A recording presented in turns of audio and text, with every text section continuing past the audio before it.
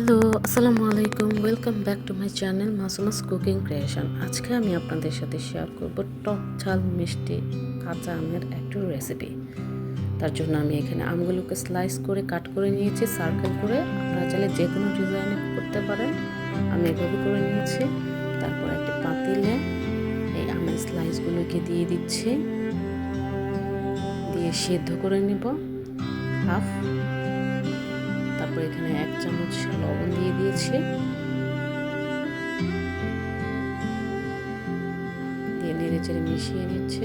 Half সিদ্ধ হয়ে এলে 50% সিদ্ধ হয়ে এলে আমরা একটু নামিয়ে নেব। দেখতে পাচ্ছেন আপনারা আমার আমটি গলেও যায়নি আবার কাঁচাও থাকেনি, হাফ সিদ্ধ করে নিয়েছি। তারপরে একটি ফ্রাই প্যানে হাফ কাপ সরিষার তেল নিয়ে নিয়েছি।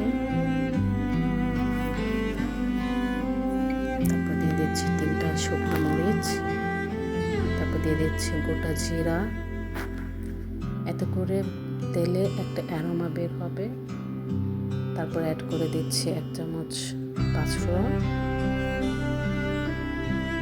একটা তেজপাতা দিয়ে দিয়েছি ফালি করে।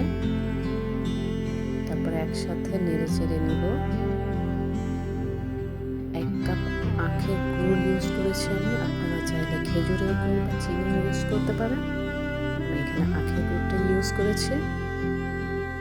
হাফ চামচ দিয়ে দিচ্ছি জিরার গুঁড়ো, আপনারা চাইলে এটা স্কিপ করতে পারেন।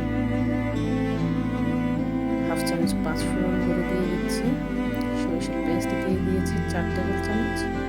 কালো সরিষা সাদা সরিষা দুটো মিক্সড করে দিয়েছি, আপনারা চাইলে যে কোনো সরিষা একটা ব্যবহার করতে পারেন।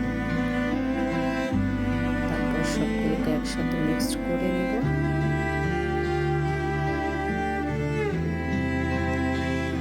একসাথে মিশিয়ে নিয়ে যখন গুড়টা গলে আসে, এরকম পর্যায়ে গুড়টা গলে গিয়েছে, এখন এরকম পর্যায়ে আমরা আমগুলোকে অ্যাড করে দিচ্ছি।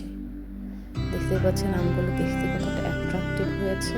আপনারাও এইভাবে কাট করে নেবেন, দেখতেও অ্যাট্রাকটিভ লাগবে, খেতেও মজা লাগবে। তারপর একসাথে মিশিয়ে নিচ্ছে মশলাটার সাথে ভালোভাবে মিশিয়ে নিতে হবে, যেন মশলাটা আমটার ভেতরে ঢুকে।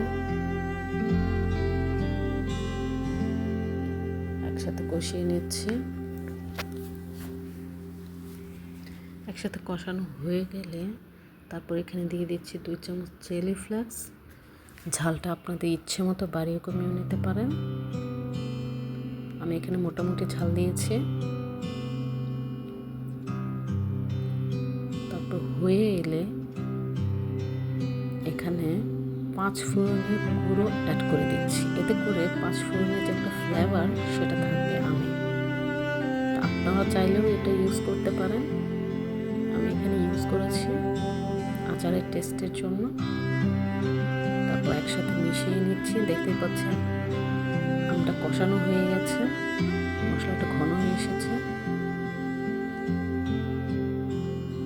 এই টক ঝাল মিষ্টি আমের আচারটি আপনারা চাইলে যে কোনো খিচুড়ির সাথেও ইউজ করতে পারেন বা ডালের সাথেও খেতে পারেন। খিচুড়ি বা ডাল 1 চামচ আচার নিয়ে খান, তাহলে দেখবেন এর টেস্টটা হয়ে যাবে আরও দ্বিগুণ। আপনি কি খিচুড়ির টেস্ট পাচ্ছেন না, তাহলে 1 চামচ নিয়ে দেখেন এই আমের আচার। আশা করছি আমার এই ভিডিওটি আপনাদের ভালো লেগেছে, আপনার বাসায় ট্রাই করবেন।